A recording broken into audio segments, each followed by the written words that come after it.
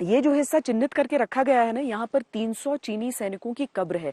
जब यहाँ पर वो भीषण लड़ाई चल रही थी 1962 में, तो इसी क्षेत्र में वो लड़ाई चली थी। चीन 300 सैनिकों की लाशें ले जाने की स्थिति में रहा नहीं। इसी इलाके में उन सभी चीनियों को दफन कर दिया गया था।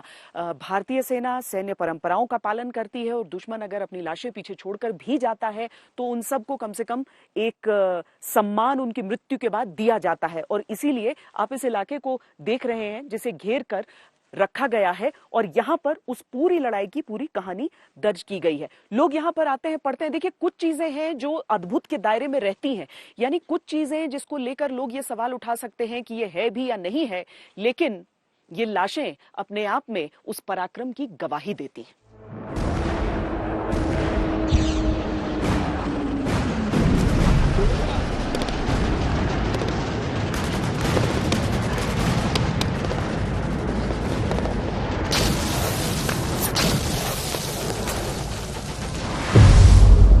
भारत चीन युद्ध का इतिहास बताता है कि 60 साल पहले चीन के साथ जंग में बहादुरी से लड़ने के बाद राइफलमैन जसवंत सिंह रावत वीर गति को प्राप्त हो गए। लेकिन उनके जाने के बाद भी उनकी कहानी का अंत नहीं हुआ।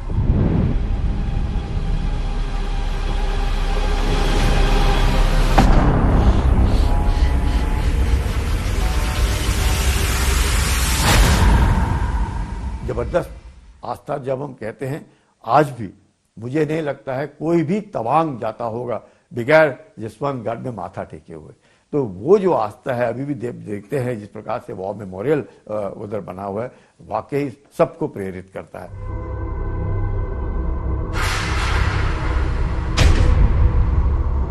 उनके जाने के बाद भी कुछ तो एहसास था कि उनके साथियों ने उनकी सेवा करना जारी रखा। नियम से उनकी वर्दी को तैयार किया, उनके जूतों पर पॉलिश लगाकर हमेशा चमकदार रखा, उनके लिए चाय बनाई, खाना बनाया गया, बिस्तरा लगाया गया।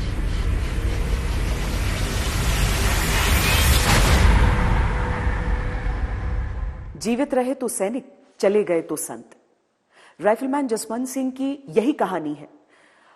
हालांकि आज आम लोगों के मन में, सैनिकों के मन में वो बाबा जसवंत सिंह है, लेकिन यहां पर आप मेरे पीछे देखेंगे तो एक जो सैनिक होता है, उनके इस्तेमाल की जो चीजें होती हैं, चाहे उनके बूट्स हो गए, उनका यूनिफॉर्म हो गया, उनका बेडरोल हो गया, इस सब को हर मंगलवार को व्यवस्थित करके रखा जाता है। उनके जूते पूरी तरीके से पॉलिश होकर, उनका संदूक जो वो इस्तेमाल किया करते थे, एक बिस्तरा उनके लिए लगा है, तकिया, तौलिया, एक रुमाल, ये सारी चीजें यहाँ पर जो भी सैनिक तैनात रहते हैं इस मेमोरियल की देखरेख के लिए, वो नियमानुसार हर मंगलवार को यहाँ पर व्यवस्थित करके रख देते हैं ताकि बाबा को किसी भी तरह की दिक्कत न आए। यूं ही नहीं किसी सैनिक का मंदिर बन जाता, यूं ही नहीं किसी सैनिक को नई पीढ़ियों के सैनिक अपना देवता बना लेते हैं, यूं ही नहीं कोई राइफलमैन से बाबा जसवंत सिंह बन जाता है।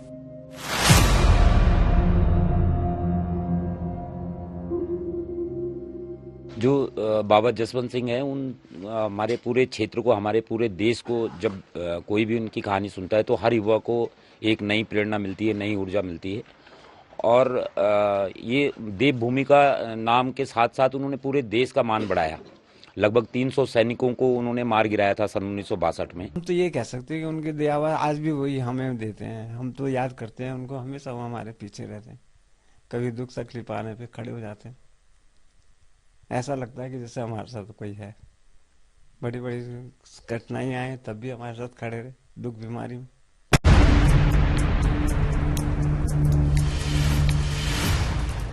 जब वर्दी पहनकर सैनिक अपनी ड्यूटी पर निकलते हैं तो बाबा जसवंत सिंह की चौखट पर सर झुकाकर श्रद्धा के पुष्प अर्पित करके निकलते हैं।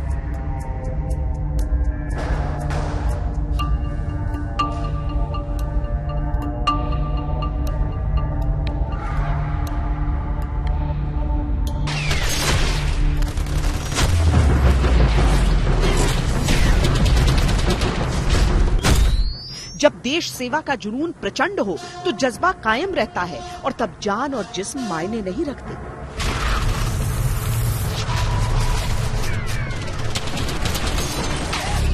जसवंत सिंह रावत अपनी पोस्ट अंतिम सांस तक नहीं छोड़ना चाहते थे। लोगों का विश्वास है कि वो आज भी अपनी पोस्ट पर मौजूद हैं, देश की रक्षा में हमेशा तैनात।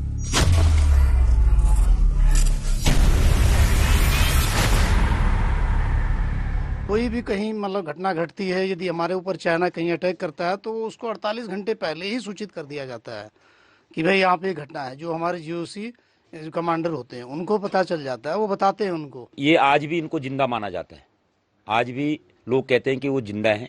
और जब भी हमारे क्षेत्र में कोई आपदा आती है तो यहाँ के हमारे क्षेत्रवासी बाबा जसवंत को याद करते हैं। जो अवार्ड साइटेशन है उनकी, यहाँ पर देखिए महावीर चक्र जब उन्हें मिला तो राइफलमैन जसवंत सिंह रावत, लेकिन अब देखिए यहाँ पर जो चिट्ठियां उन्हें आती हैं वहां पर है मेजर जनरल जसवंत सिंह रावत। यानी कि उनके जाने के बाद भी उनके प्रमोशन होते रहे। लेकिन अब आपको यहां पर भी बता दें कि दो अलग अलग चीजें हैं। जो स्थानीय लोग हैं, जो आम लोग हैं, वो उनका प्रमोशन करते करते उन्हें मेजर जनरल मानते हैं, और जो भारतीय सेना है उसमें भी उनके जाने के बाद उनका प्रमोशन हुआ और उन्हें राइफलमैन से सूबेदार का रैंक दिया गया, जिसके आगे वो सेवानिवृत्त हो गए।